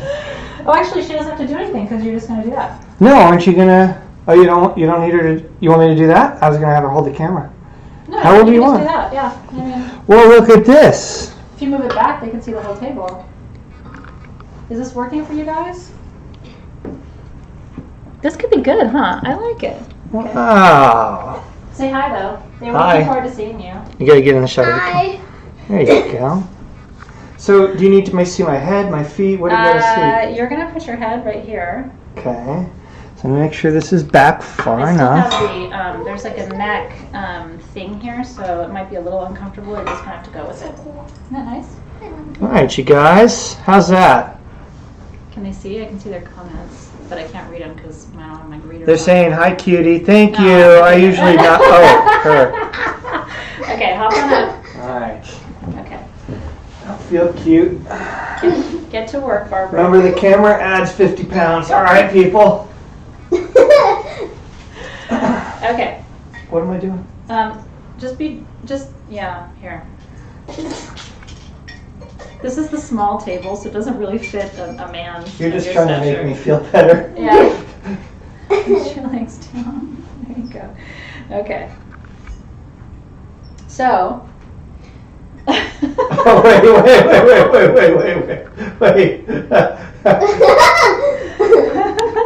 Are you sorry about the dishes last night? Yeah. Okay. Whoa, ow. Yeah, I know. Just close your eyes. It'll all be over in a minute. No, I just. Great. Okay. He's a good sport. So I'm going to clear your energy with these selenite knives. And so if you'll close your eyes, I'm going to do exactly like I just showed my students. So we're going to begin above his head. He's going to take this really seriously, everybody. And we're going to cut through his energy field. And we're just untangling that. Do you want to open your arms? There you go. Not really. Okay. Come on, Barbara. Be a good client. Okay. Hey, watch it, Tony. A little extra clearing here. No, Okay. we're good. Okay. And then what I will Are do... you guys getting all this? I don't want screenshots afterward. Instead of turning the client over, a lot of times what I'll do is I'll cut under the bed because... I'm so not turning over. No, so their energy field extends through the table, right? So I'm going to cut under the table. Can they hear us? Yeah, I don't... Yeah, they can. Can they? I hope. What you doing down there? I'm cutting through your energy field. Whew. And as you do this, it's good to, you can even say out loud, I release any energy from this body and this space that isn't in service to his highest good or the highest good of those who are here. Amen, aho, and so it is. Now, and you can rattle him, I'm not going to rattle him right now because he's already rattled, but you could rattle the person. Now, this is where we're going to do a chakra assessment. And remember that the chakras go from the root chakra, which is at the base of the spine, to the crown chakra, which is the top of the head. So we're not doing, when we do a chakra analysis or an assessment, we're not going below the rump, right? We're not, because there's nothing really to do at the feet. Unless you also want to assess the Earth Star. The Earth Star chakra is right beneath the feet. It's that 12 inches below the feet, and then the Soul Star is 12 inches above the head. So if you want to make it a full 9 chakra analysis, then you'd want to incorporate those other 2 chakras as well. But just for today, I'm going to start at the root. My pendulum knows what to do because I do this work. So it's like, oh, here we go. So, but what I ask my pendulum to do, I'm going to ask mine, is to move clockwise over the chakras that are open and clear, and to move counterclockwise over the chakras that are blocked, where there is not strong energy flow. So Dave's root is clear. Dave's root's always clear. He's a double earth sign. Yeah, well, I mean, I knew that 11 years ago after we had Zoe. Hold on. That's not your root. Oh. That's okay though. Okay. Thank you for playing. Yeah. Okay, so his root is clear. He's saying his sacral is also clear. So let's see what's happening here. A little to the right. Come on, Barbara. So I can see my vision is so bad, but I can see that you guys are laughing through the emojis. That's good to know you're on track with me. Okay, so in all seriousness now, I'm over the sacral chakra, which is between the, and remember the root chakra governs safety, right? Home, safety, belonging, worthiness, all of that is at the root chakra. The root chakra is the stuff that really was cultivated in you as a child before the age of 5. So it's your very early primal needs. And if your root chakra is clear, then it means those primal needs are being met. At the sacral chakra, which is between the ovaries and the testes, this is the seat of creation and creativity.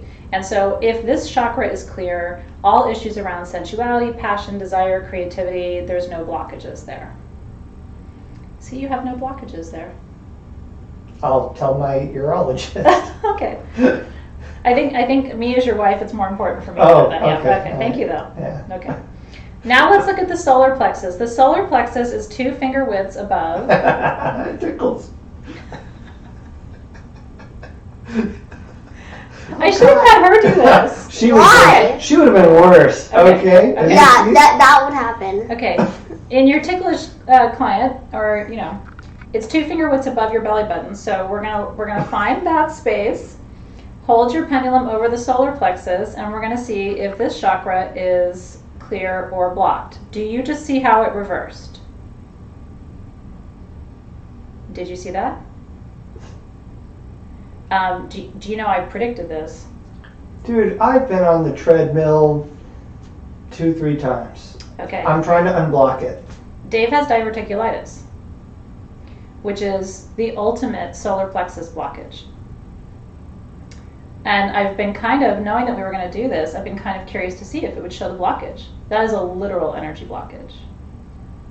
Isn't it fascinating? So, if I didn't know he had that, then I could show him this piece of information, right? And we could talk about what that might be.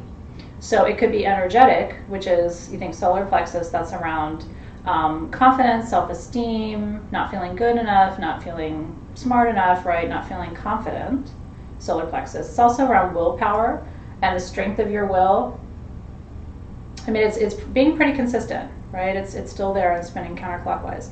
Then we could talk about physically how that might manifest. And the first thing I would have said is diverticulitis. Okay, now let's go to the heart chakra. And clear the slate every time you leave an energy center, because you don't want to be carrying any expectations about what you're going to see chakra to chakra, right? In fact, I consciously was kind of hoping not to see a blockage there, because I've been hoping that he's been, recovering from that. So we're going to come over to the heart chakra now. Are you blocking your solar plexus? I am. Heart chakra's open. Do you see? Clockwise. Very quick response. And so this means, all issues around loving, being loved, feeling acknowledged, and also compassion, level of compassion, feeling open-hearted, open to connection, to relationships, all of that's open. Then we come to the throat chakra. Dodged a bullet there, kids. I mean, it's awkward, right? When it's your husband, and all of a sudden it's like, Hey, don't hit me with that. I saw And when she was selling that knife. Gets weird for a minute. Whatever, you guys have known us long enough. I wouldn't even care. If it was all spinning, all 8 ways from You Sunday. would be like, so we'll talk later, yeah? Anyway. Anyway. Okay, throat chakra. No, don't blow. Hey, you. You guys wanted this, by the way. I'm going to remind you. Later, you're like, wow, that really sucked. Okay. Throat chakra open, clear, not surprised. Dave will tell you where to go and how to get there. Dave's throat chakra is not blocked. So If you don't believe it, check out my latest perfume trading post. I don't even want to know. Just some lady saying she was sending her perfumes off to a chemist to copy them.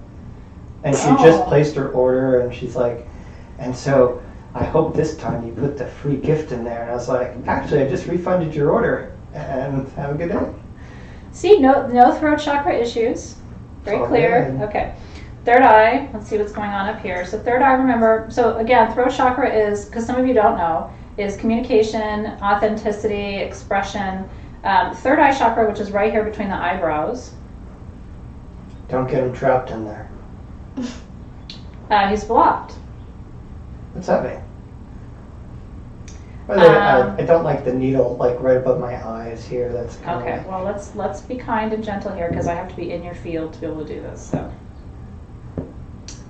he's got a blockage. Now, a third eye blockage, Dave's actually a very intuitive guy.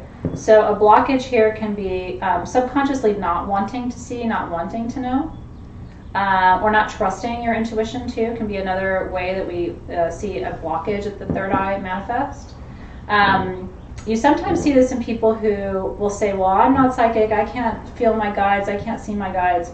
And then you find out, after you work with them and talk with them, they're like, oh, 10, 20 years ago they had this really bad experience where they were really scared and they said they were never going to do magic again, and you know what I mean? So there's usually a narrative there. It can also be psychic overwhelm. And then we go to the crown. And Zoe, are there any questions in the feed that you think I should respond to? Anything that you see that... read them off, Zoe. Is it possible for all your chakras to be blocked but your third eye? Totally. How do you unblock them?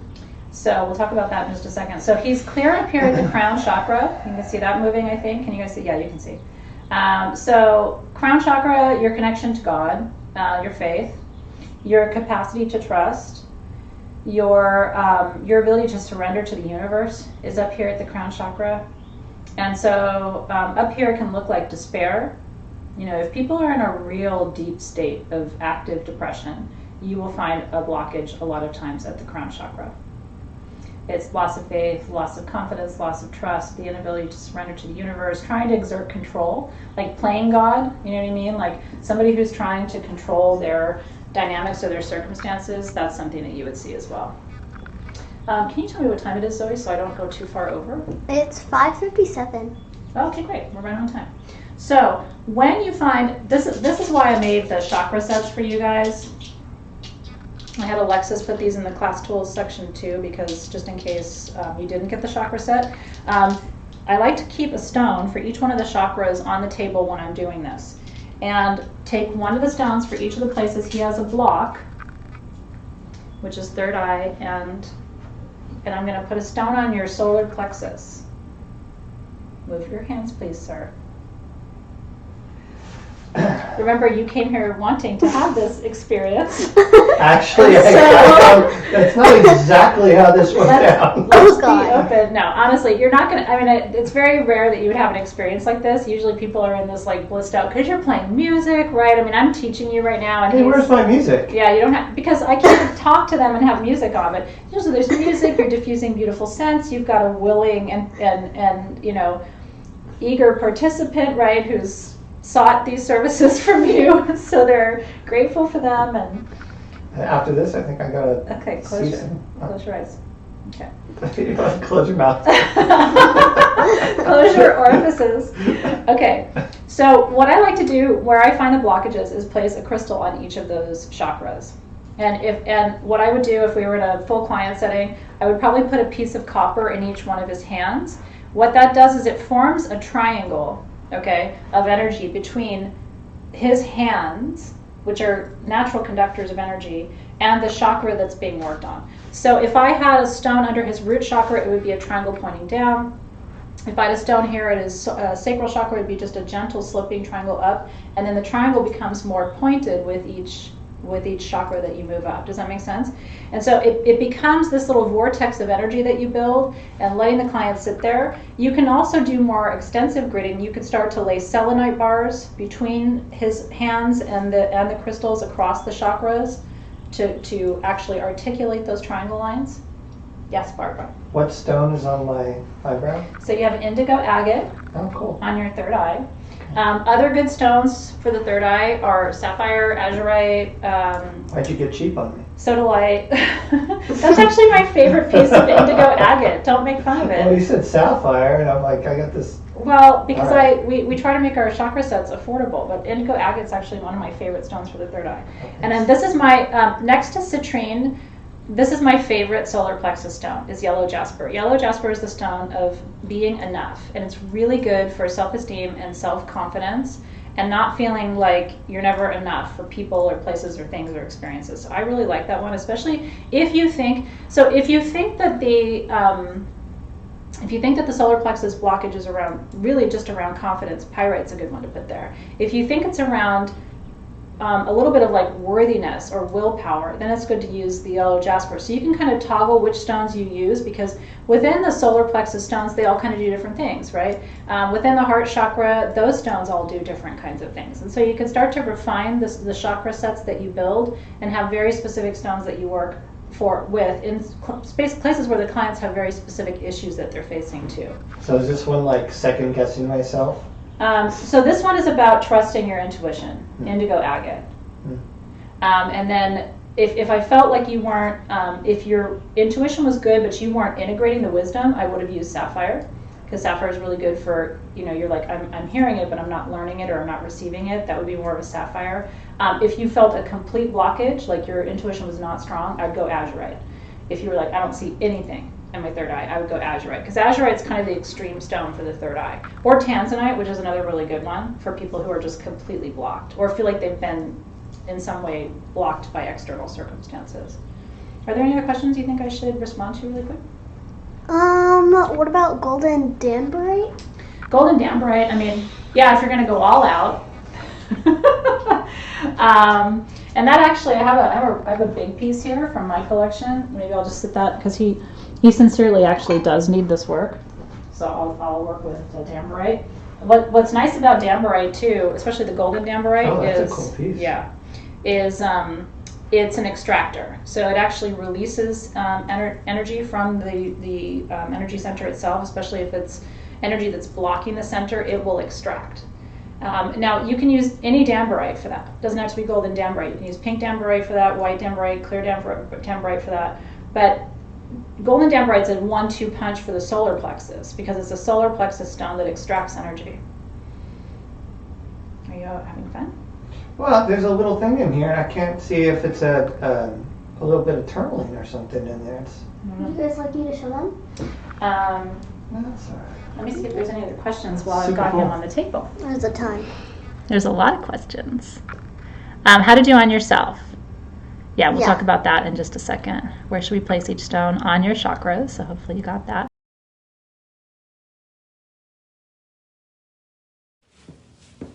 Well, so we're live here in the Facebook group because it was a glitch on YouTube's part.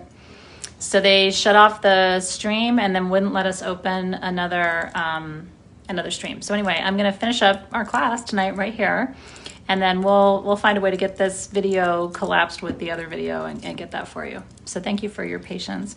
It's a weird thing. It has to be a mistake on YouTube's part. So where we left off is I had this handsome man here, and I had just doused him to do a chakra check on him, a chakra assessment, right? And we found blockages at the solar plexus and the third eye, so I put some crystals on those chakras to help move the energy, and recommended that I would work with copper to create triangles of energy to move that energy through his system. The question then, which is a fantastic question, is how do you do this on yourself? Because some of you want to see how this works on another live human being, and some of you are like, no, I'm just going to be doing this at home for me. How do I do that? So this is how you do it. And again, thank you. I'm glad you're back and we can finish this together. I don't like to leave things with like unfinished pieces.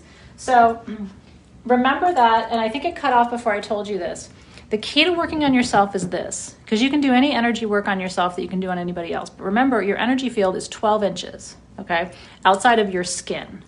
So if you're working outside of that 12-inch area, then you're outside the energy field. You're in the matrix, okay? So you have to keep it within the 12 inches. Yeah, apparently YouTube said it was they stopped the feed because there was copyrighted material, but I didn't play music or anything. So it's just a mistake on YouTube's part. There was nothing copyrighted, so I don't know what happened. We're gonna get it fixed, but we can't fix it right now. Okay, so this is you, right, working on yourself. You just want to be within 12 inches. So if you can move your hands, because I'm trying to get near your What? I'm trying to get near your perineum. So you would, open your legs a little bit better than Barbara's doing here. Barbara's shy. Barbara's good.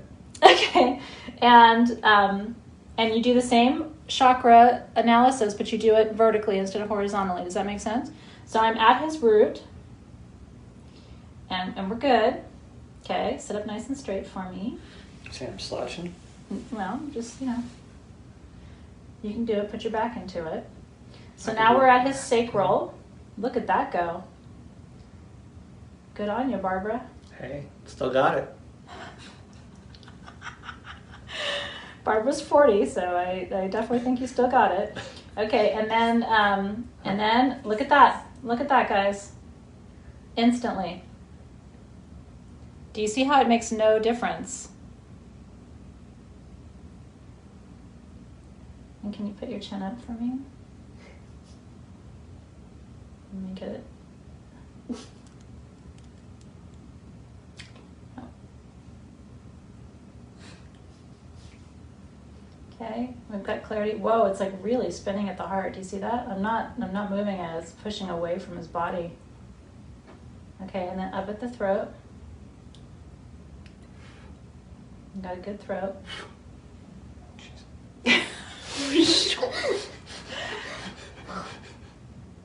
Instant counterclockwise. And then at the crown.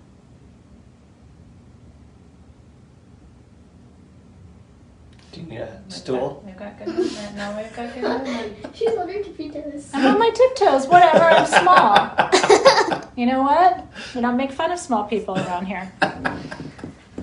No, I'm using my right hand. I always use my dominant hand for dowsing.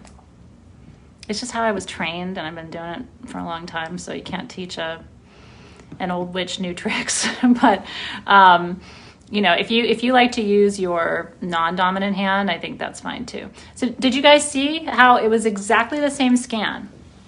Whether you're seated and doing it for yourself, or whether you've got somebody on I'm the gonna table. take Zoe downstairs, okay? Okay.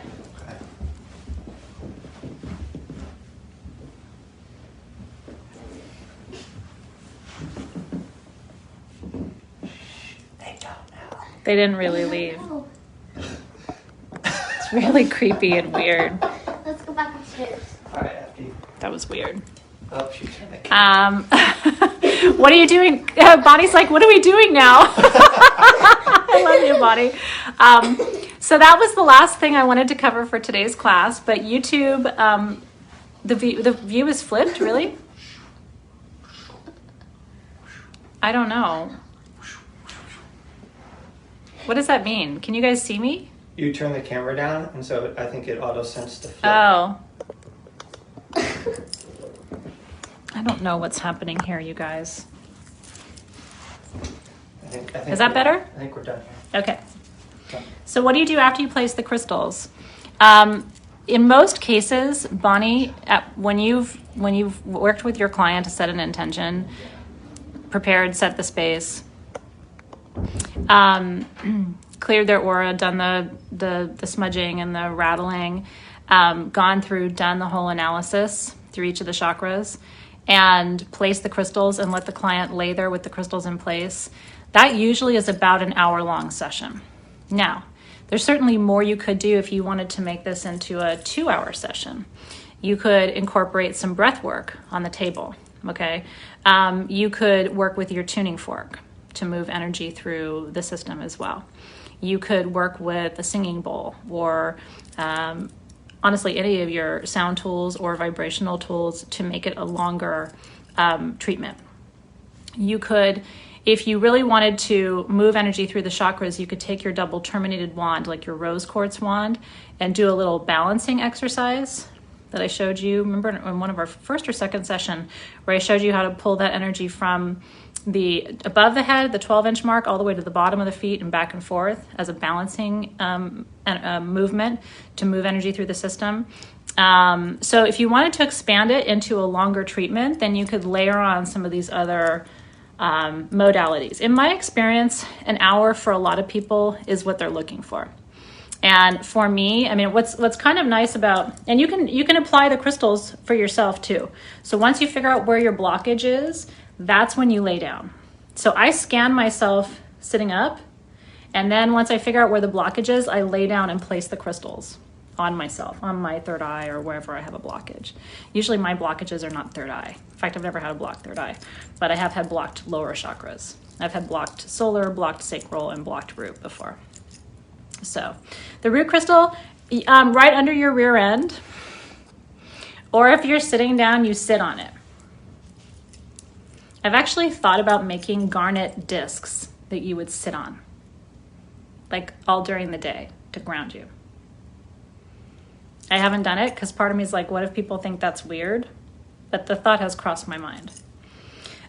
So these are coming, Maria. They're coming in the next 2 weeks, I think, these pendulums. And they're going to be for members. And then if there's any left over, we're going to make them available to the public. But there's not a lot of them. So as soon as they come, we'll let you guys know. Is that helpful? You can put yeah, I love it. Sharon says she puts crystals on their thighs. I like crystals on my thighs. Just under their rump. Yeah, Sherry's got blocked uppers. I tend to have blocked lowers. Like you kind of know your patterns. Was it helpful to see the self-treatment versus the client treatment or doing it externally and being able to show you the difference?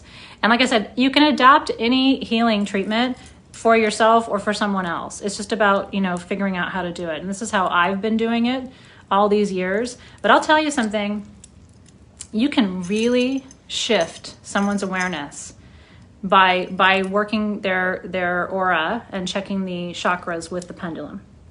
I mean, it is kind of the ultimate gift to give somebody, because then they know where they need to focus. Most people are like, I don't even know what's going on with my energy. Once you tell them, you know what, you have a solar plexus blockage, then they're like kid in a candy store, right? Oh my God. They start getting research. They start wanting to find out more information, and then looking at the physical, what can manifest physically, like diverticulitis or IBS or, Crohn's colitis and all of those things, which are ultimately manifestations of solar plexus blockages. So I'm really glad. I'm really, really glad that you guys enjoyed it. Okay, so let me tell you really quickly 2 more things. I don't know the exact price on these pendulums.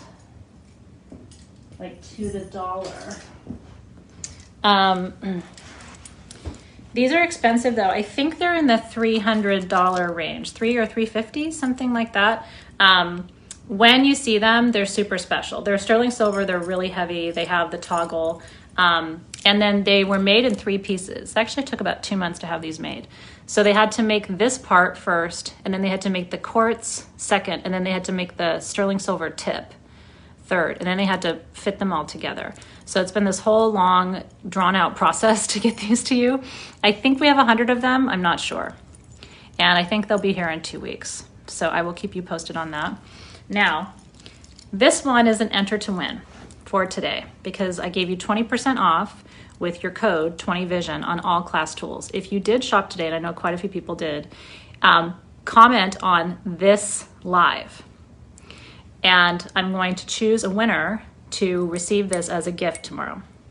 So you have to comment on this live with what you chose today from sagegoddess.com since midnight last night until midnight tonight. If you're not shopping, don't worry, because I'm going to put up a second post, and these 2 I'm going to gift. So if you make a purchase, comment here and let me know what you got. Oh, I got a new pendulum, or I got a selenite wand, or I got the chakra balancing set, or I got whatever you chose, right? If you shopped, you're going to enter to win this. If you're not shopping, you're going to enter to win one of these, which are also sterling silver with garnet. They're just not her, but they're fantastic pendulums. This is the one I was showing you. This is the little Speedy. This is the guy that was going all sorts of crazy during class today. So these are like ready to go, get away from me. They want to go work with you, apparently. The retail value of these is still $100 a piece. They are 925 sterling silver with the most beautiful garnets on them and quartz. So these are still very beautiful and very expensive pendulums. They're just not, this one weighs like a half a pound, quarter of a pound. I mean, this is like a real, this is a pendulum you will have forever. This is a pendulum, one day you will hand this down to someone and they will be like, oh my God, I can't believe I'm receiving your pendulum kind of thing. These are like that too, but this is something in a whole other category. So if you shopped today, comment with what you chose. I'll come back and choose the winner of this piece tomorrow. If you're not shopping today, head on over. And even if you are shopping, you can enter both. If you're not shopping, you can enter for one of these. But I wanted to make sure I had something for somebody who's not shopping too, because I don't want to tempt you if you're not looking for tools. I don't want to do that. So good luck and enjoy. And thank you for being here tonight.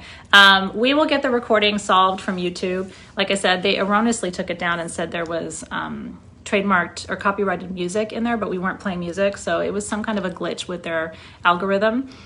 So we will get that part of the class patched together with this part of the class and get it all ready for you so that you have it for your records too.